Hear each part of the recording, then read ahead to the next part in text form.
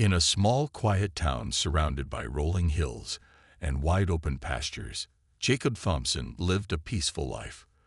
The 48-year-old rancher spent most of his days tending to his cattle, fixing fences, and enjoying the simple pleasures of rural living. His family had owned their sprawling 500-acre ranch for 3 generations, and it wasn't just land to him, it was home. Every acre told a story, from the old oak tree where he used to play as a child to the winding dirt road that cut through the property. That road was special because it connected neighboring farms and homes to the main highway. It was called an easement road, which meant while it technically allowed public access, it was still part of Jacob's land. Jacob didn't mind sharing the road with others. In fact, he barely noticed anyone using it. Most of the people who drove down the easement were locals who respected his property and understood how things worked in the countryside. Life moved at its own pace here, far away from the chaos of city life. For years, Jacob's only real concerns were keeping his cattle healthy, making sure the fences held strong during storms, and occasionally dealing with curious wildlife wandering onto his land. He liked it that way, calm, predictable, and free of drama. But everything changed when a new housing development popped up nearby. They called it Sunset Ridge Estates, a fancy name for what was essentially a cluster of cookie-cutter homes built for people fleeing the noise of urban living. These newcomers wanted a taste of country life without actually having to deal with the messiness of farming or ranching. At first, Jacob didn't think much of them. Sure, they were different from the locals, but everyone deserved a place to call home, right? It wasn't long before one particular resident caught Jacob's attention, and not in a good way. Her name was Karen Aldridge, though some folks around town already started calling her HOA Karen. She was the kind of person who thrived on rules, regulations, and enforcing order, or at least her version of it. Within weeks of moving in, Karen had appointed herself the unofficial enforcer of Sunset Ridge Estates Homeowners Association, HOA. She patrolled the streets in her golf cart, clipboard in hand, ready to pounce on anyone daring enough to break the HOA's strict guidelines. Overgrown lawns, a violation. Brightly colored mailboxes, another violation. Bird feeders attracting squirrels, you guessed it, a violation. Karen quickly became infamous among her neighbors for her nitpicky complaints and unshakable belief that she knew best. But none of them expected her laser focus to shift toward Jacob and his ranch. After all, Jacob kept to himself, minding his own business and staying out of trouble. What could possibly go wrong? Little did Jacob know, his quiet life was about to get turned upside down. All it took was one decision, a harmless choice, really to set off a chain reaction neither he nor Karen could have anticipated. And soon, the peaceful easement road running through his ranch would become the center of a very unusual showdown. One sunny Saturday morning, Jacob decided to park his old but reliable RV along the easement road near the entrance of his property. The vehicle wasn't anything fancy. It was a sturdy, no-frills rig he'd owned for years, but it served its purpose well. He often used it to haul tools or supplies when working on fence repairs, moving cattle, or running errands around the ranch. This time, though, the RV had a slightly different role. Jacob needed it close by because he planned to use it as a temporary workstation while he fixed some broken fencing near the edge of his land. Parking the RV there wasn't unusual for him. Over the years, he'd left tractors, trailers, and other equipment along the easement road without any issues. It was convenient, practical, and most importantly, completely within his rights. The road might have been accessible to others, but it still belonged to his ranch under the terms of the easement agreement. Jacob didn't think twice about it. To him, this was just another day on the job. But Karen Aldridge saw things very differently. That same morning, she set out on her daily power walk, striding purposefully down the streets of Sunset Ridge Estates in her designer athletic wear and oversized sunglasses. Her clipboard was tucked under one arm, ready to document any infractions she might encounter. As she turned onto the easement road, her steps slowed, and her eyes narrowed. There, Parked prominently along the dirt path was Jacob's RV. To Karen, the sight was nothing short of horrifying.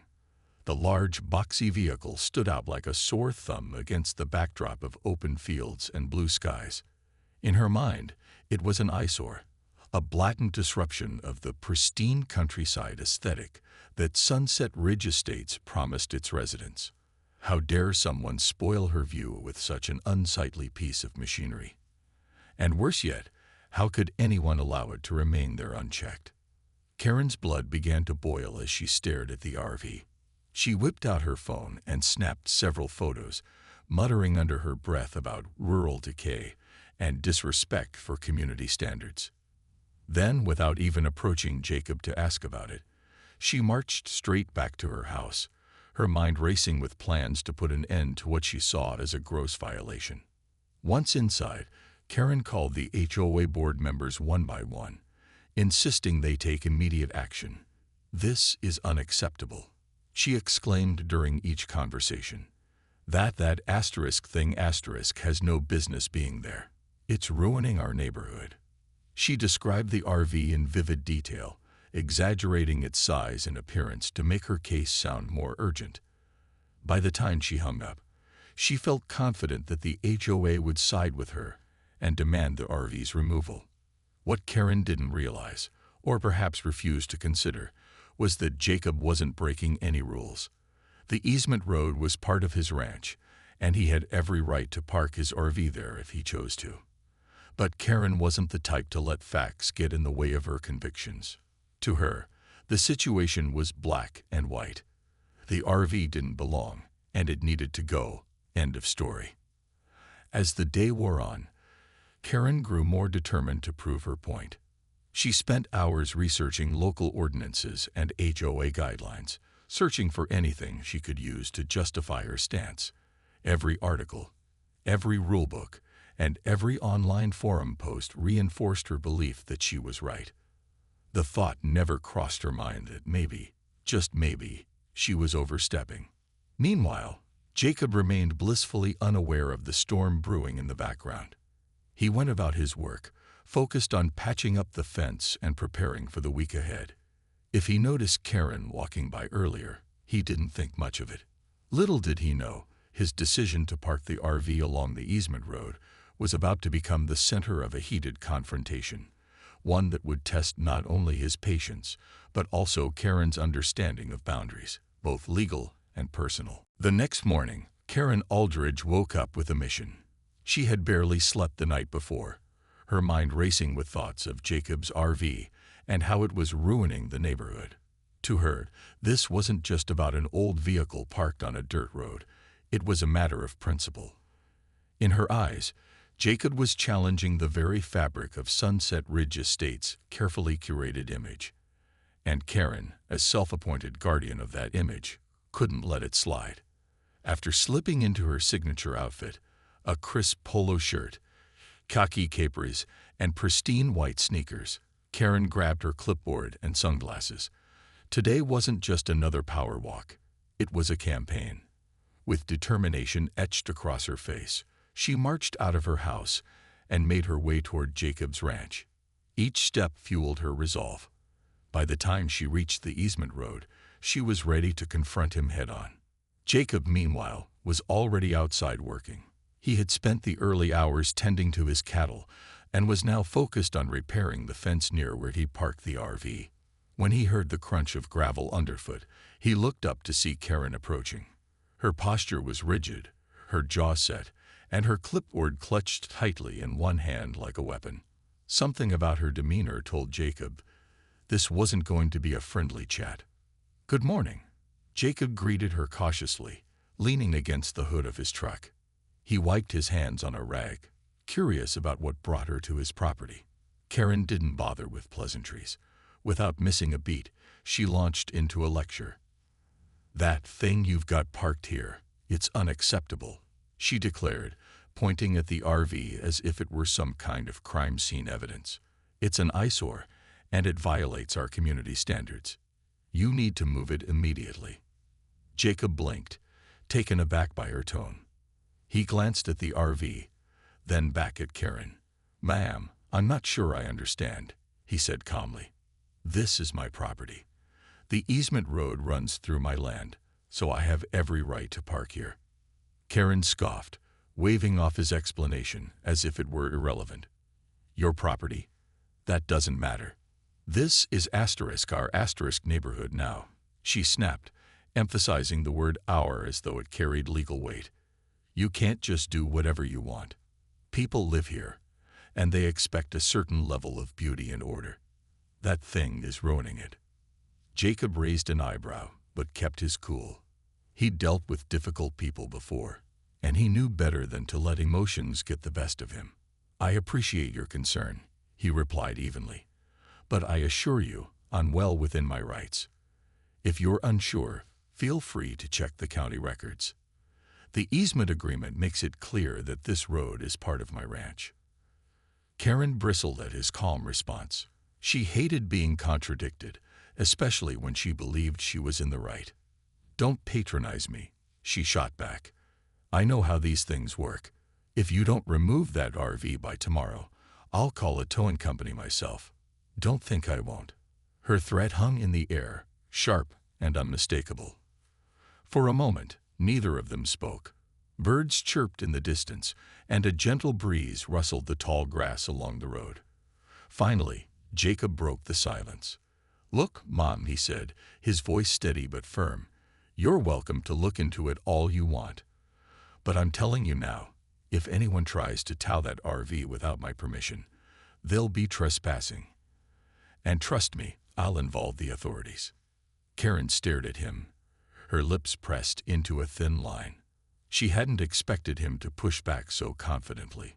Most people caved under her pressure, intimidated by her bluster and clipboard-wielding authority. But Jacob wasn't most people. His quiet confidence unnerved her, and for the first time, she began to doubt whether she could actually win this battle. Still, Karen wasn't the type to back down easily. "We'll see about that," she muttered, turning on her heel and storming off. As she walked away, she muttered under her breath about stubborn ranchers and their disregard for progress. Jacob watched her go, shaking his head slightly. He felt sorry for her, in a way. It was clear she was more interested in control than understanding. As Karen disappeared down the road, Jacob returned to his work, brushing off the encounter. He didn't hold any ill will toward her. He knew she was just trying to protect what she cared about, even if her methods were misguided. Still, he couldn't help but wonder how far she'd take this. Would she really try to tow their RV, or would common sense eventually prevail? For now, Jacob decided to focus on the task at hand. But deep down, he knew this wouldn't be the last he heard from Karen Aldridge. Karen Aldridge wasn't the kind of person to let things go, especially when she believed she was in the right. After her heated confrontation with Jacob, she returned home fuming, her mind spinning with plans to prove him wrong. She couldn't shake the image of that RV sitting there, bold and unapologetic, as if mocking her authority. To Karen, it wasn't just about the vehicle. It was about control, respect, and making sure everyone followed the rules she believed mattered most. Determined to gather evidence, Karen spent hours poring over maps, legal documents, and online forums related to property laws. She scoured county websites, downloaded PDFs of easement agreements, and even called a friend who worked in real estate for advice. At first, she felt confident that she'd find something, anything, that would back up her claims. But as she delved deeper into the details, her confidence began to waver. Every document she found seemed to confirm what Jacob had told her. The easement road was indeed part of his ranch. While it allowed public access, the land itself still belonged to Jacob, meaning he had the final say over what happened on it. The more Karen read, the clearer it became that her argument was standing on shaky ground. Still, she refused to admit defeat. Instead, she convinced herself that these documents must be outdated or misinterpreted. After all, how could someone like Jacob, a simple rancher, know more about property law than she did? Frustrated but undeterred, Karen decided to escalate the issue. She drafted a lengthy email to the HOA board, outlining her concerns in painstaking detail. She attached screenshots of maps, highlighted sections of legal jargon, and even included photos of the RV taken from various angles to emphasize its unsightly nature. Her tone was urgent, almost desperate, as she urged the board to take action. "This isn't just about one man's disregard for community standards," she wrote. "It's about setting a precedent. If we allow this, what's next? Tractors parked on every corner. Livestock roaming freely through our streets." The HOA board members exchanged emails among themselves, debating how to handle the situation. Some were sympathetic to Karen's concerns, while others rolled their eyes at her dramatics. One member joked privately that Karen treated the HOA meetings like courtroom dramas, always looking for someone to prosecute. Still, they agreed to send a formal letter to Jacob, politely requesting that he remove the RV. They framed it as a matter of community harmony rather than outright enforcement, hoping to avoid conflict. When Jacob received the letter a few days later, he couldn't help but chuckle. He showed it to his friends at the local diner, where it quickly became the topic of conversation. Everyone had heard about Karen's antics by now, and the story only grew funnier with each retelling. "Sounds like Karen's got herself a new hobby," one of them joked. "Maybe she'll start policing the cows next." Despite the humor, Jacob knew he had to respond. He sat down and composed a calm, professional reply, attaching copies of the easement agreement, property deeds, and other relevant documents. In his letter, he reminded the HOA that the road was part of his ranch and that any attempt to tow the RV would constitute trespassing.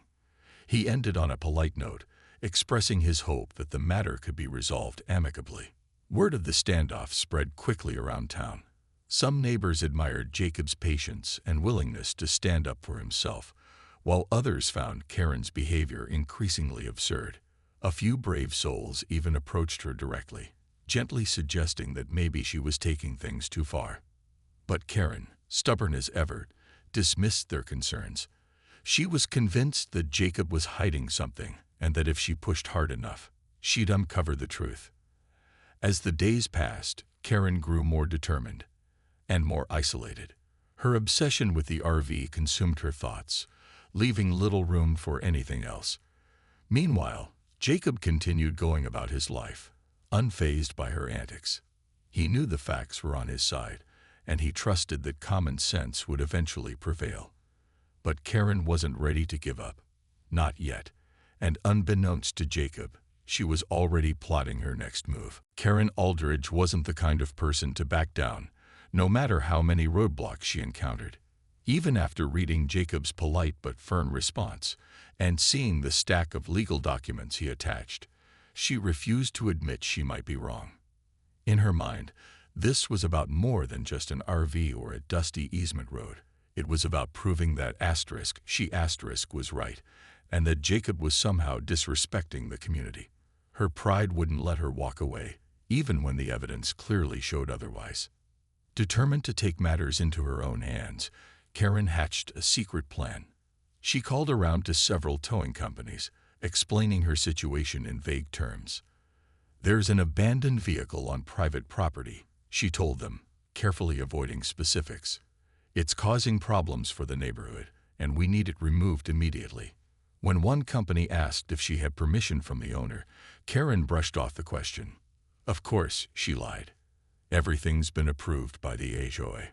Finally, she found a towing service willing to do the job without asking too many questions. Satisfied with her progress, Karen arranged for the tow truck to arrive late at night, hoping to catch Jacob off guard. After all, who would expect someone to try towing a vehicle in the middle of the night? Karen saw this as her chance to finally resolve the issue once and for all, or so she thought. Meanwhile, Jacob had quietly prepared for the possibility of trouble. He'd heard whispers around town that Karen wasn't giving up, and he knew her well enough by now to predict that she might resort to drastic measures. So, earlier that day, he paid a visit to the local sheriff's office. He explained the situation calmly, showing deputies the same documents he'd sent to the HOA. The officers listened attentively, nodding as they reviewed the easement agreement and property records. They assured Jacob they'd keep an eye on things and intervene if necessary. That evening, as darkness fell over the ranch, Jacob parked his truck near the RV and kept a close watch. He didn't want any surprises, especially not under cover of night. Around midnight, the sound of a rumbling engine broke the silence. A large tow truck appeared, its headlights cutting through the dark as it approached the RV. Behind the wheel was a burly driver who looked like he meant business. Before the driver could even step out of the cab, Jacob emerged from his truck, flashlight in hand. Right behind him were two sheriff's deputies, their presence both calm and authoritative. The driver froze, unsure what to do next. One of the deputies stepped forward and addressed him directly. "Sir, do you have permission to remove this vehicle?" he asked. The driver hesitated, glancing toward Karen, who was lurking nervously in her car a short distance away. "I was told it was okay," he stammered. "It's not," Jacob replied firmly. Turning to the deputies, he added, "This is my property, and the RV is legally parked here. Removing it without my consent would be trespassing." The deputies nodded and turned back to the driver. "If you proceed without proper authorization, you'll be violating the law," one of them said. "We recommend you leave now before this becomes a bigger issue." Flustered and realizing he'd been missiled, the driver climbed back into his truck and drove off, leaving Karen sitting alone in her car. For a moment, she considered stepping out to defend herself, but the sight of the deputies stopped her cold. Instead, she slunk lower in her seat, mortified and defeated. As the tow truck disappeared into the night, Jacob thanked the deputies and shook their hands. Then, with a wry smile, he walked back to his truck, leaving Karen to stew in her embarrassment. It was clear that her grand plan had backfired spectacularly, and worse yet, everyone would soon know about it. What started as a minor disagreement had turned into a public spectacle, one that left Karen looking petty and foolish. And deep down, she knew there was no coming back from this. The fallout from Karen's failed attempt to tow Jacob's RV spread faster than wildfire in a dry field. By the next morning, word of what happened had reached nearly every corner of the small town and beyond. Some neighbors who witnessed the late-night standoff couldn't resist sharing the story with friends over coffee or at the local diner. Others posted cryptic but teasing updates on social media, hinting at drama involving the HOA and a certain rancher's RV. Before long, it seemed like everyone knew about Karen's ill-fated scheme. For Karen, waking up the next day felt like stepping into a nightmare. As she peeked out her window, she noticed curious glances from passersby and even a few smirks from Sunset Ridge residents walking their dogs. At first, she tried to brush it off, convincing herself that people were exaggerating or misunderstanding the situation. But as the day went on, reality hit hard. Neighbors began avoiding eye contact with her when she ventured outside, and some whispered audibly enough for her to hear, "That's the HOA lady." Even worse, a few brave souls decided to confront her directly, though not always kindly. One homeowner stopped her during her usual power walk and said, "You know, Karen, maybe we should focus less on picking fights and more on actual community issues." Another neighbor joked half seriously, "Maybe next time, you'll check the rules before calling in the cavalry." Each comment stung, chipping away at her confidence and reputation. At the next HOA meeting, things only got worse. Karen walked in expecting support, or at least sympathy, but instead found herself met with awkward silence and raised eyebrows. When she tried to explain her side of the story, her voice faltered under the weight of skeptical stares. Finally, one board member interrupted her rambling defense. "Karen," he said bluntly, "we've reviewed all the documents, and Jacob is completely within his rights. This isn't our fight anymore." Humiliated and isolated, Karen realized she'd pushed too far. Her attempts to enforce her vision of perfection had backfired spectacularly, turning her into a laughingstock rather than a respected leader. The HOA issued a public statement shortly after, distancing themselves from her actions and emphasizing their commitment to fostering positive relationships with neighbors, including those outside the development. As for Jacob, life returned to normal almost immediately. He didn't hold a grudge against Karen. If anything, he felt sorry for her. Over lunch at the diner, he told his friends, "I think she just got carried away. She probably thought she was doing the right thing, even if it wasn't." His calm demeanor and refusal to retaliate earned him even more respect from the community, reinforcing his status as a level-headed and fair-minded man. But while Jacob moved on, Karen struggled to recover. Some say she became a recluse, rarely leaving her house except for essential errands. Others claim she quietly put her home up for sale, unable to face the constant reminders of her public humiliation. Whether true or not, one thing was certain: Karen Aldridge's days of wielding her clipboard like a weapon were over. In the end, the story served as a cautionary tale, not just about property laws, but about pride, assumptions, and the dangers of trying to control what isn't yours. For Jacob, it was a reminder of the importance of standing firm yet staying kind, even in the face of absurdity. And for everyone else, it was a lesson in choosing battles wisely and knowing when to let go. In the weeks that followed, life in the small town settled back into its usual rhythm, but with one noticeable difference. Karen Aldridge was no longer the center of attention. Once feared, and sometimes mocked, for her relentless enforcement of HOA rules, she had retreated from the spotlight altogether. Some neighbors reported seeing her curtains drawn tight during the day, while others noticed her car missing from the driveway more often than not. Whether she was avoiding public scrutiny or quietly planning her exit from Sunset Ridge Estates remained a mystery. For Jacob Thompson, however, things returned to the peaceful routine he cherished. The RV stayed parked along the Easement road, exactly where it had always been, serving as both a functional tool and a quiet symbol of his victory. He didn't gloat about what happened, nor did he use the incident to make Karen look bad. Instead, he carried on with his work, tending to his cattle, mending fences, and enjoying the simple pleasures of ranch life. His calm demeanor throughout the ordeal earned him even more admiration from the townsfolk, who saw him as a man of principle and patience. The story of HOA Karen versus the rancher became something of a local legend. It was told and retold at gatherings, family dinners, and coffee shop chats, often accompanied by laughter and head-shaking disbelief. People marveled at how someone could take such a minor issue and turn it into a full-blown spectacle. For many, it served as a reminder of the importance of humility, respect, and knowing when to pick your battles. Interestingly, the drama brought some unexpected benefits to the community.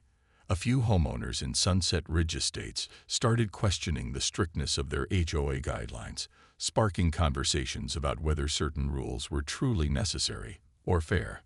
One neighbor joked, "If Karen taught us anything, it's that maybe we should stop worrying so much about mailboxes and start focusing on actual problems, like those potholes."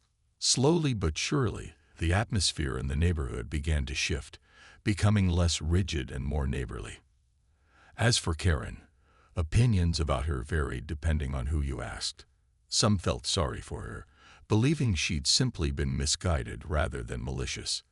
They pointed out that moving to a rural area after living in the city must have been an adjustment, and perhaps she just wanted to feel useful. Others weren't so forgiving, viewing her actions as a classic case of entitlement gone wrong. Either way, most agreed that the experience had humbled her, if not publicly, then privately. Rumors swirled about Karen's future. Some claimed she'd listed her house for sale and planned to move back to the city, unable to face the constant whispers and sideways glances. Others said she'd taken up gardening as a way to redeem herself, though no one could confirm if this was true. What was clear, however, was that her influence over the HOA and the neighborhood had diminished significantly. She was no longer the self-appointed enforcer. Instead, she seemed content to fade into the background. Jacob, meanwhile, continued to share his story whenever someone asked. He never portrayed himself as a hero or Karen as a villain. Instead, he framed it as a lesson in understanding boundaries, both legal and personal. "We all want things to go our way," he'd say with a shrug. "But sometimes, it's better to listen and learn than to dig in your heels." And so, the easement road remained unchanged, winding its way through Jacob's ranch as it always had. To outsiders, it might have looked like any other dirt path cutting through open fields. But to those who knew the story, it stood as a testament to the power of standing your ground, with grace, facts, and a healthy dose of humor. Life, they realized, wasn't about controlling every detail. It was about finding balance, respecting others, and embracing the quirks that made their little corner of the world unique.